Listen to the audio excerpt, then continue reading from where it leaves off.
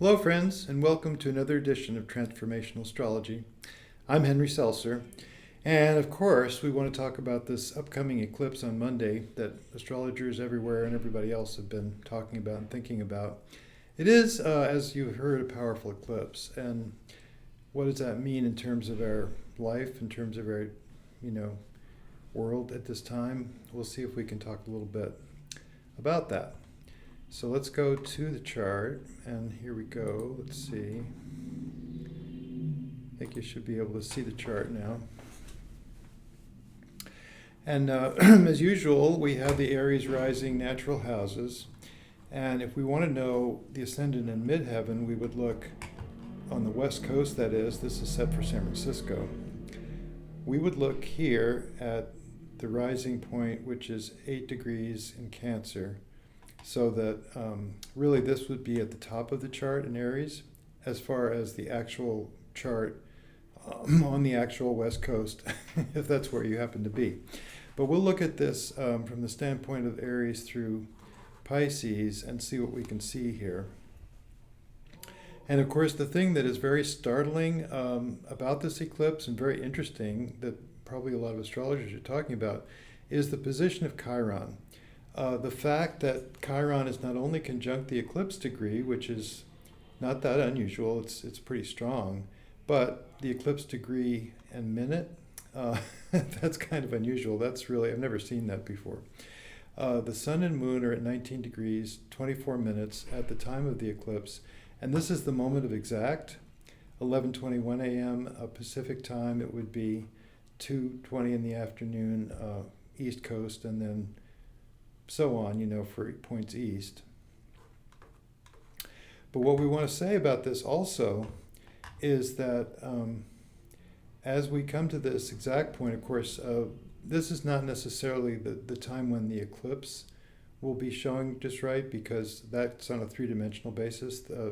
Not only longitudinal, this is longitudinal on the zodiac, this is where they come to the zodiac.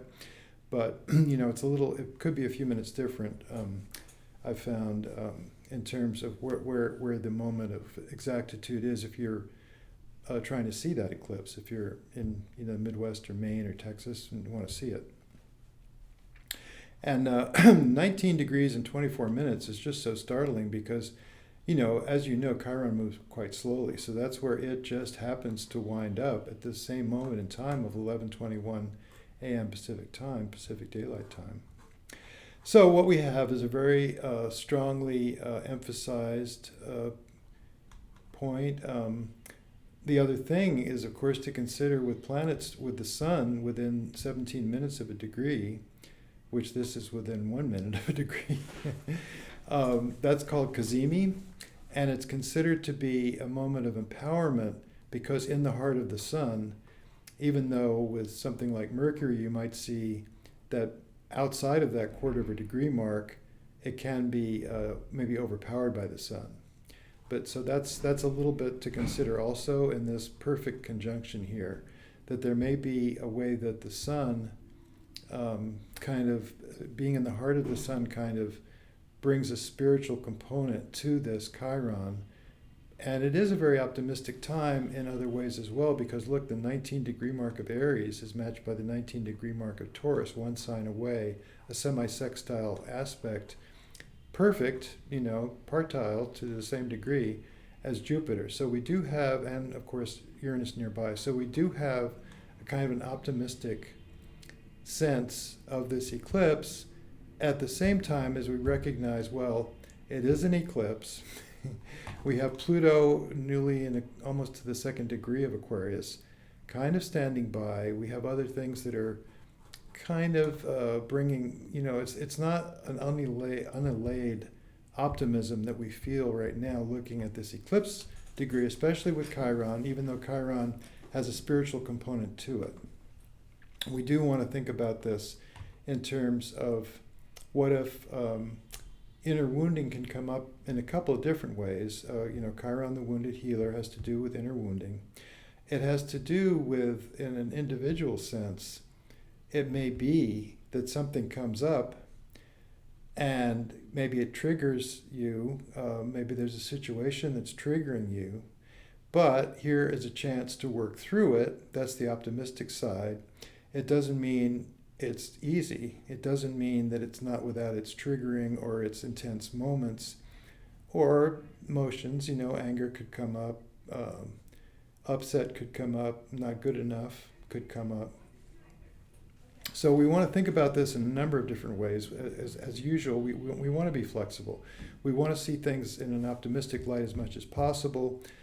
The paradox is that it can be simultaneously optimistic and also difficult.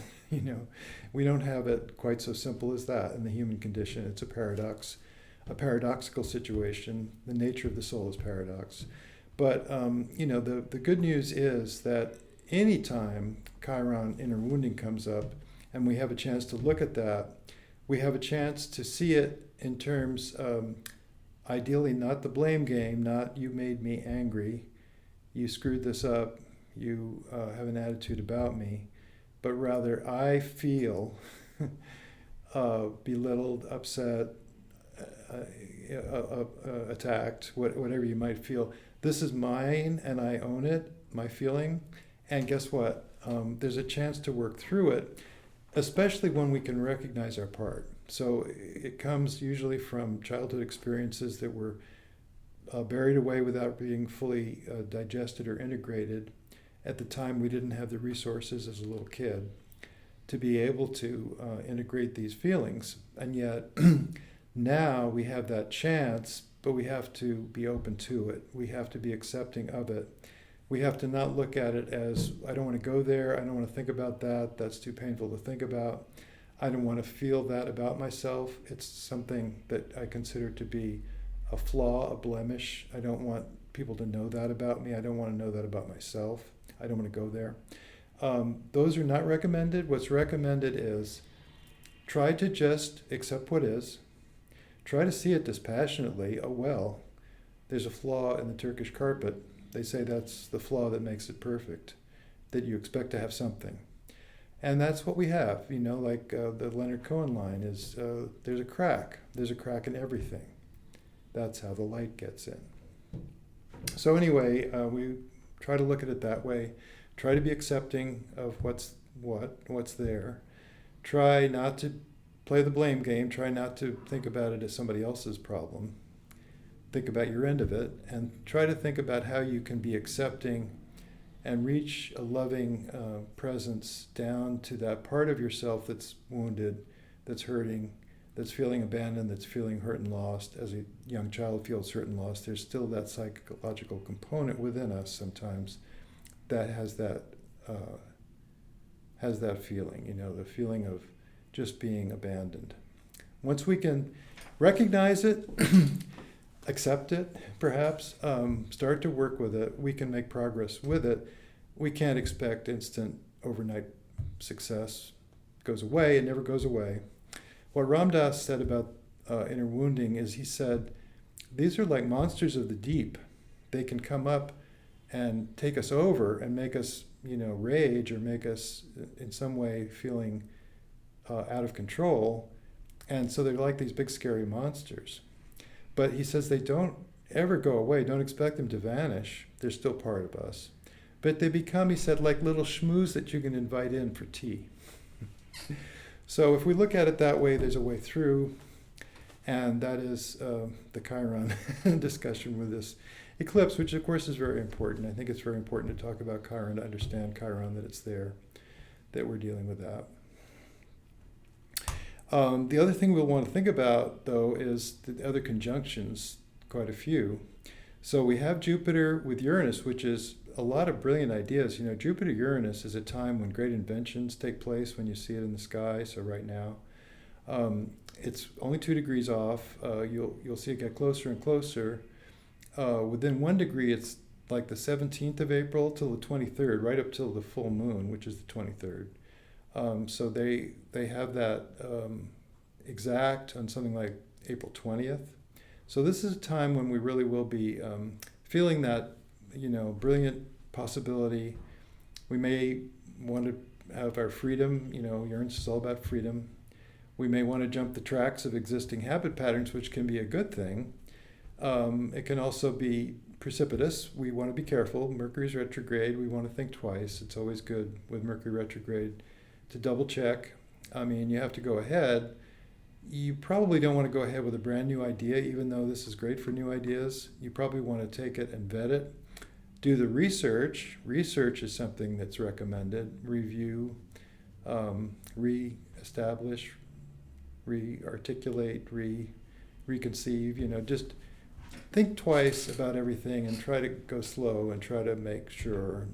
Try not to make any unexpected new ideas as far as a new initiative or a new change. Try to wait if you can until after the actual moment of direct, which Mercury's direct is on the 25th of April. And then it's a couple more weeks before it really settles down when it's just changing and stationing, which means standing still in the sky.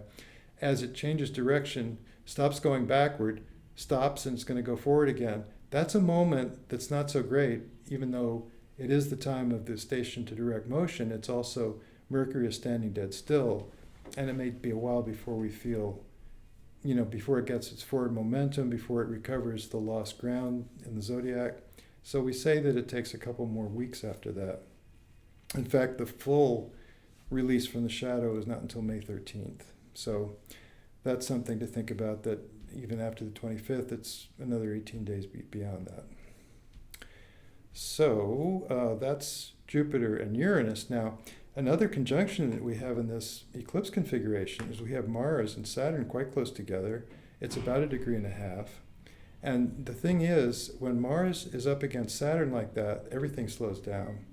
Saturn is about plotting, about taking our time, about getting it right, about commitment. You study hard for a test and then you understand the material.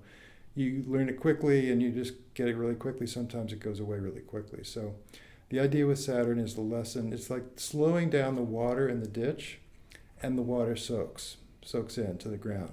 If the water is rushing fast through the ditch, it doesn't soak in as much. So there is that advantage to it, that it's commitment for getting it right, and it goes along with the Mercury retrograde in that sense. So it's sort of a double Mercury retrograde at this point for the few days that Mars is in conjunction with Saturn, which is right around the time of the eclipse.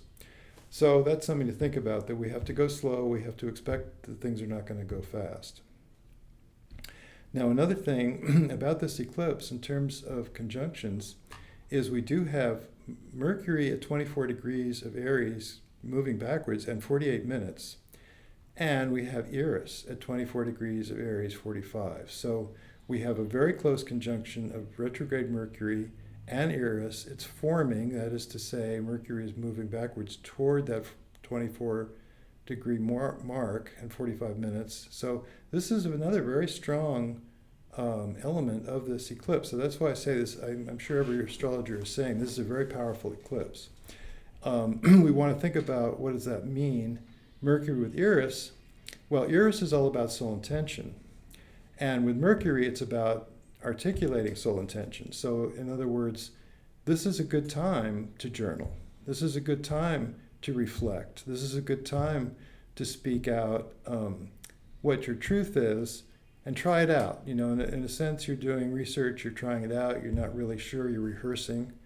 But it's a way of kind of recognizing that you might be onto something, especially with all the depth involved in this new moon eclipse. So, if you can go to depth within yourself, you can find out what it is that you believe, independent of your early conditioning, what your parents wanted you to be, what your schoolmates wanted you to be, what your inclinations as a young man or young woman wanted you, seemed to be guiding you to be, what the consensus reality was trying to tell you to be, independent of all that. What you can find out about just who you are, and then maybe start to write it down or start to think about it or start to examine it, analyze it. Those are good words for Mercury. Look into it. So that's a good move there. And then the last thing I want to mention is this is a very powerful time for Pluto. Now, Pluto is not directly involved in this eclipse, except for it's square to Venus by a few degrees.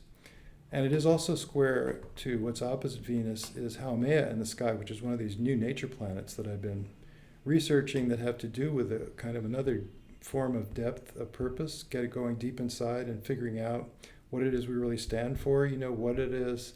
It's the belief that we can get along, that we can be supportive of each other, that there's a way that if we practice doing toward others what we would like to have coming back from others, how we'd like to be treated, those kind of things.